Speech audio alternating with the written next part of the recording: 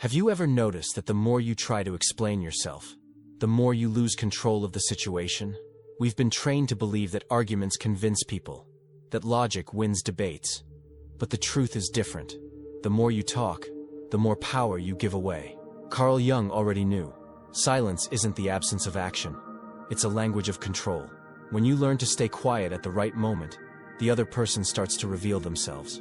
In this video, you'll understand why the smartest people don't argue. They observe, wait, and when they speak, no one forgets. So watch until the end to learn how to use this silent trick that gives you power. And don't forget to subscribe to our channel if you haven't already. Have you ever walked away from a conversation feeling they observe your point, but deep down, you felt something slipped away? Channel if you haven't already. Have you ever walked away from a conversation feeling like you lost, even after explaining everything?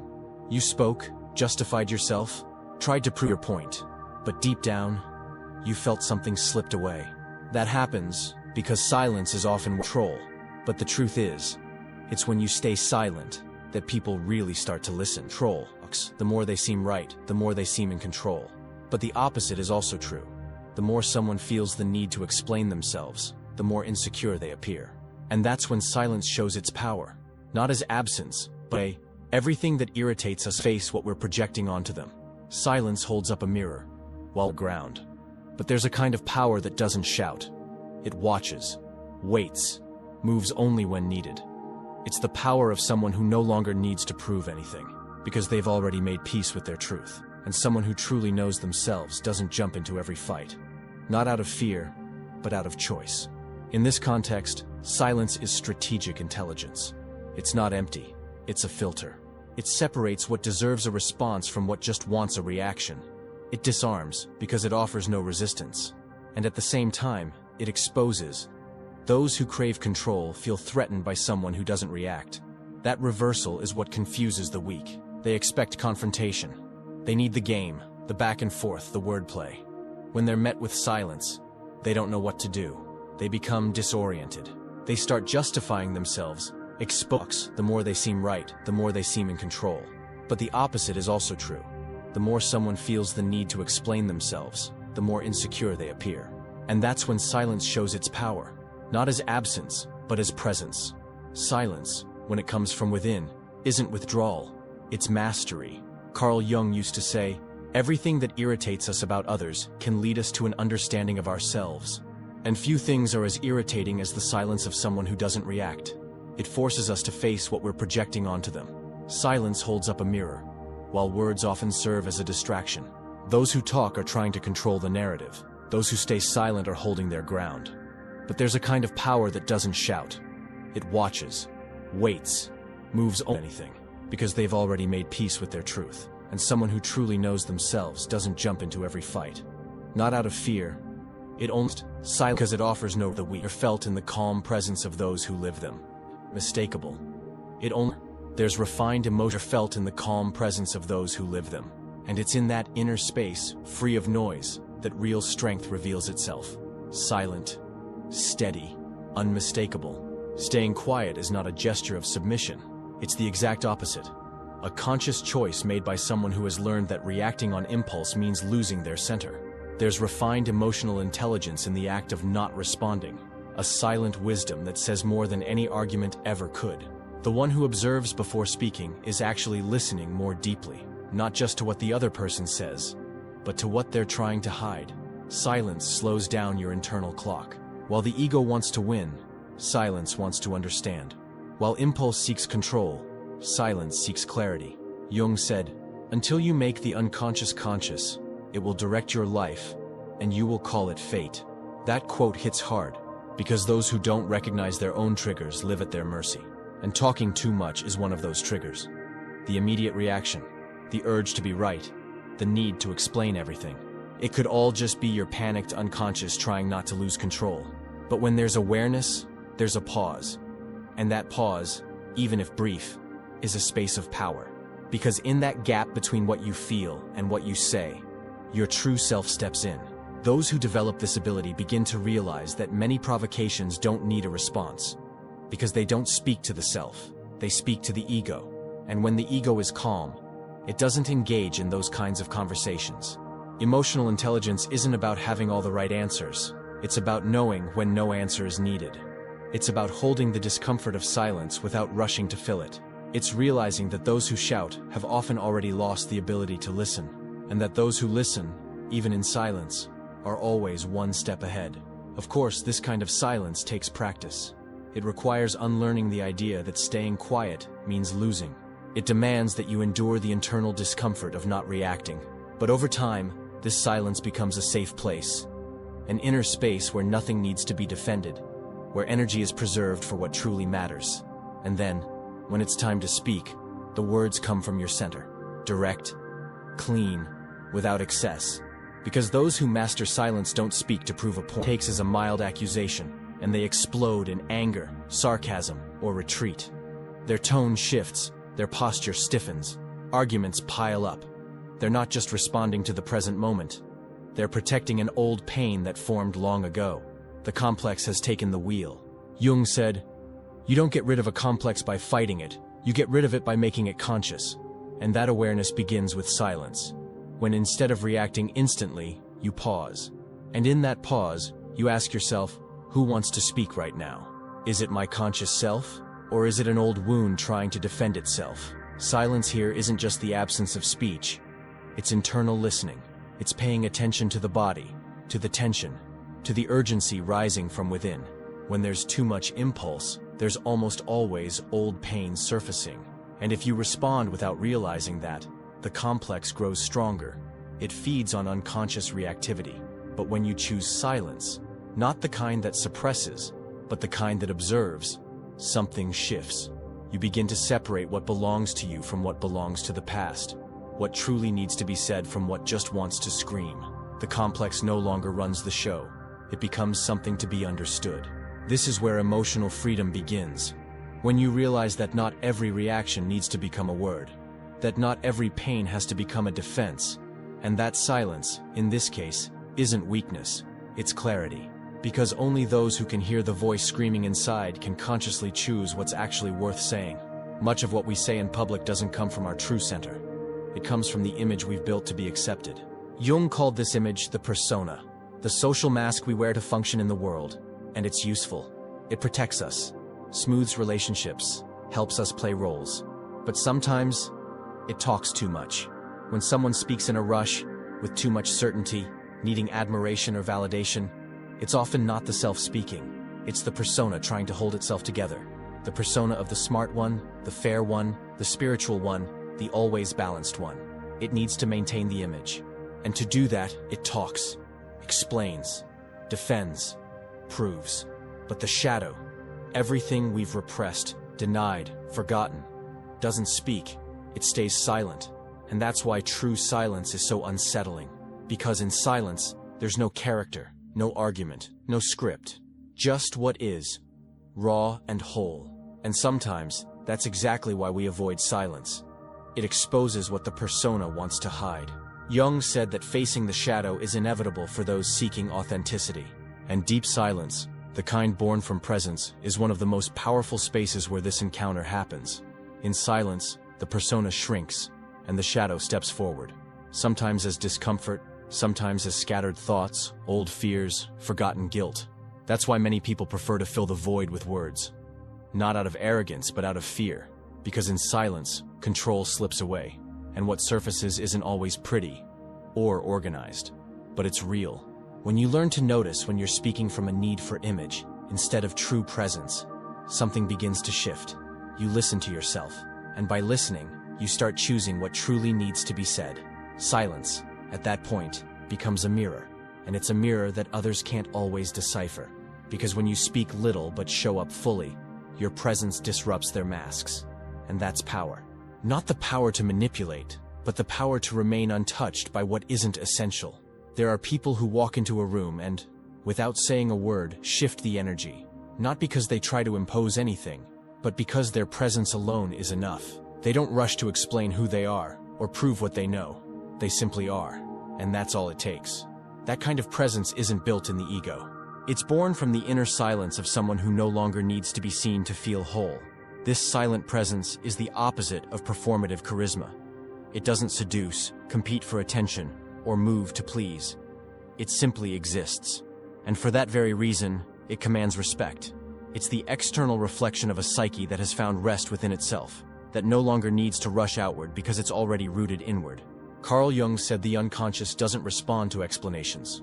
It responds to symbols. And silence is a powerful symbol. It communicates depth. It suggests that there's more than what meets the eye. It creates the space that makes others reposition themselves.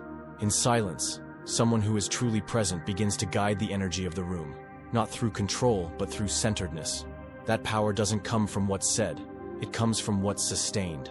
And to sustain it, one must have done the inner work of recognizing their own worth without relying on external validation. Those who feel the need to constantly explain themselves still don't fully believe in who they are. Those who stay quiet with confidence have stopped negotiating with doubt. Silence, in this context, isn't just the absence of sound. It's the absence of need. It's the stillness of someone who has listened deeply enough to no longer depend on a reply. And that stillness isn't coldness. It's clean presence, without excess. A restrained but perceptible energy, almost like creative tension. Others feel it, but they can't quite name it. That's the difference between presence and performance. Performance grabs attention. Presence shifts the atmosphere. And that can't be taught through technique. It's cultivated through depth. When you can sit in silence without feeling the need to justify yourself, you're not just free, you become a reference. Not because you tried to be, but because your silence speaks louder than any attempt at persuasion. Not everything we communicate comes through words. In fact, most of our presence is conveyed by what the body reveals. Posture, breath, rhythm, gaze. Before we even speak, we send signals that tell others who we are, how we feel, and how centered, or off-center, we are. And when the ego quiets down, the body begins to speak with more truth. The silent language of the body is subtle, but powerful. A well-timed pause, a gaze that holds without challenging, a posture that fills space without arrogance. All of this creates impact. It's the kind of authority that doesn't shout, but settles in. It doesn't demand respect. It simply receives it. Emotionally grounded people don't need to explain themselves in a rush. They have rhythm. They speak when they choose to, not when they're pulled. They wait. They listen. And even in silence, they say so much. I don't react. I choose. That kind of communication carries massive symbolic weight, because it shows inner mastery. And those who master themselves are rarely mastered by others. Jung understood the depth of nonverbal gestures. For him, everything in the psyche has symbolic form, including how the body expresses itself. When the ego is agitated, the body gives it away. Restless hands, a rushed voice, tense shoulders. But when the self is in charge, the body relaxes. And this calm is unconsciously read by others as confidence. So silence isn't just the absence of speech, it's alignment between internal presence and external expression. The body, when freed from the need to defend itself, begins to transmit real trust. And trust is felt before it's explained. Whoever masters their own body masters the atmosphere, not through manipulation, but through guidance. It's the difference between someone who tries to convince with words and someone who convinces through their wholeness. The body tells the truth that speech sometimes tries to disguise.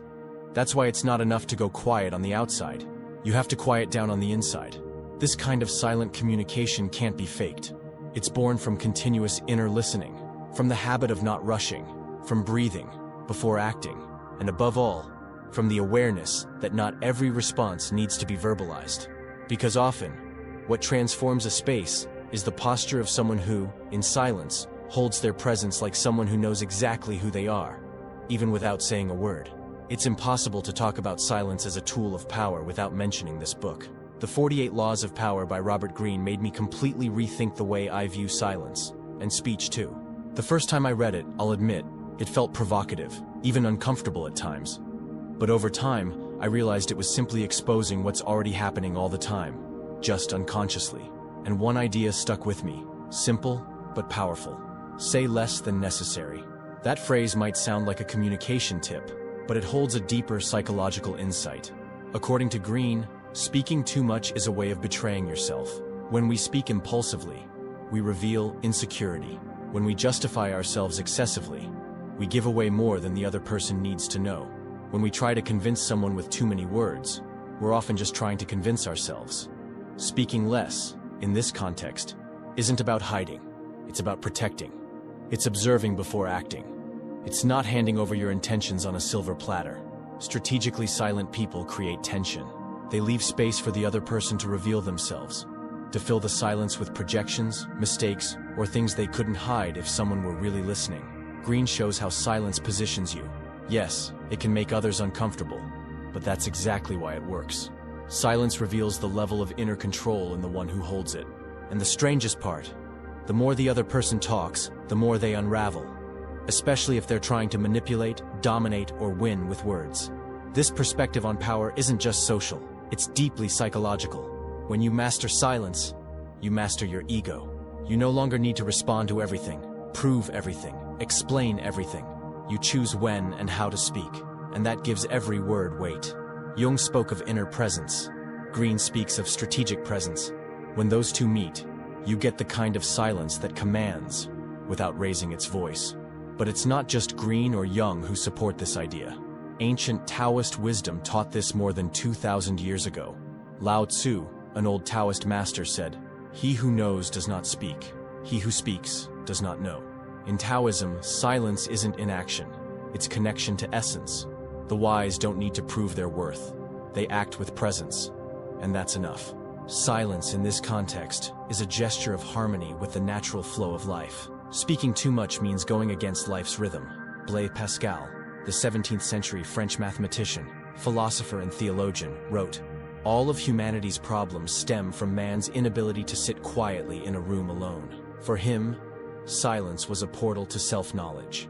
The inability to be still, inwardly or outwardly, reveals a restless mind, disconnected from itself. According to Pascal, real balance begins when you can be alone with your own presence, without needing noise to escape yourself.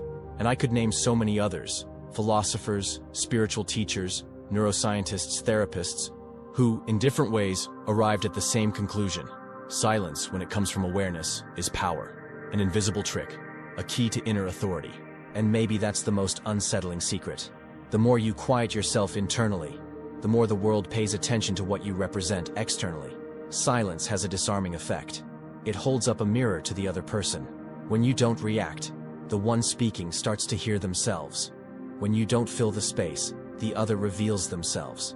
It's as if, by stepping out of the game, you force the other to deal with their own noise. That's not passivity. It's deep psychological strategy. Many expect confrontation. They expect arguments, rebuttals, resistance. When they're met with silence, they lose their script. Some try to provoke even more. Others get lost in their own speech. Silence disarms because it breaks the expected pattern. It takes the opponent out of their role and forces them to improvise. And it's in that improvisation that masks slip. Well-placed silence isn't withdrawal. It's spatial command. You don't impose, but you occupy. You don't pressure, but you draw in. And that takes presence. Being silent with insecurity doesn't have the same impact as being silent with clarity. People feel the difference. Silence from a wounded ego is retreat. Silence from the self is centeredness. Jung spoke of the transcendent function as a process of integrating opposites. When there's an internal conflict between the urge to react and the need to stay whole, silence creates fertile ground for that tension to mature.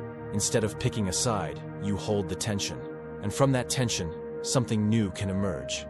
The same applies to relationships. When you don't rush to explain, to convince, or to attack, you create space for the other to reveal their own complexes. It's what happens in arguments where one person goes quiet and the other, uncomfortable with the silence, starts contradicting themselves, justifying the unjustifiable, exposing what they never meant to. That's not manipulation. That's clarity. It's knowing the game doesn't always need to be played, that there's more power in sustaining silence than in winning a debate, that often, the one who stays quiet with awareness holds the higher ground, not to dominate, but to remain centered. The silence that disarms others is the same one that reveals you, because in it you discover how little you actually need to react. And that alone is freedom. Not all silence is a choice. For many people, silence hurts, not because there are no words, but because the emptiness brings back something too old to remember clearly. In those cases, silence activates wounds that haven't healed yet. Abandonment, rejection, exclusion. What should be a pause becomes a threat. And the urge to speak, to explain, to fill the space, becomes survival. Some people panic in the face of silence because it exposes what they lived through without care. Children who were ignored, adults who were never heard, people who had to scream to feel seen. That scream doesn't fade with time. It just changes form. It becomes compulsive speech, relational anxiety, fear of being alone, fear of being misunderstood. Jung said, "Healing happens when we accept what is." And accepting silence is part of that healing. Not silence as absence, but as fertile ground where listening can happen. For those who carry trauma, being quiet isn't simple, but it can be revolutionary. Because in silence begins the process of tolerating your own presence, without needing to defend against it. The fear of silence often comes from the fear of hearing the body, the pain, the questions that have no answer. But running from that only keeps the trauma alive. It's in silence, when the outside world quiets down, that the inner world begins to speak. And even if that voice trembles, it needs to be heard. Self-mastery starts right there, not in rigid control over what you feel, but in your ability to hold space for what comes up. Being silent in the face of provocation is hard. Being silent in the face of your own past is even harder. But if you can, even for a moment, avoid responding to trauma with more noise, you've already begun to break the cycle. In this context, silence is an act of courage. It's saying to yourself, "I'm here. I can bear to listen." And when you do that, something starts to reorganize. The internal scream loses power. The fear becomes tolerable. And silence stops being a threat. It becomes a portal. Because when you stop running from yourself, your voice returns with a different quality. It no longer comes from desperation, but from wholeness. And that changes everything. In the end, silence isn't just the absence of sound. It's the presence of self. It reveals what remains when you're not trying to convince, explain, please, or win. What remains when you simply are. And that, simple as it may sound, is the destination of a deep process of self-knowledge. Because only those who have truly listened to themselves can hold silence without fear. Many still associate silence with weakness, with a lack of arguments, with defeat. But true strength lies in the one who doesn't need the last word. Because those who feel the need to speak constantly are often trying to protect themselves. Those who are silent with awareness aren't hiding, they're holding. Carl Jung said, "Don't hold on to anything that needs to be defended all the time." That applies to opinions, personas, and the stories we tell ourselves.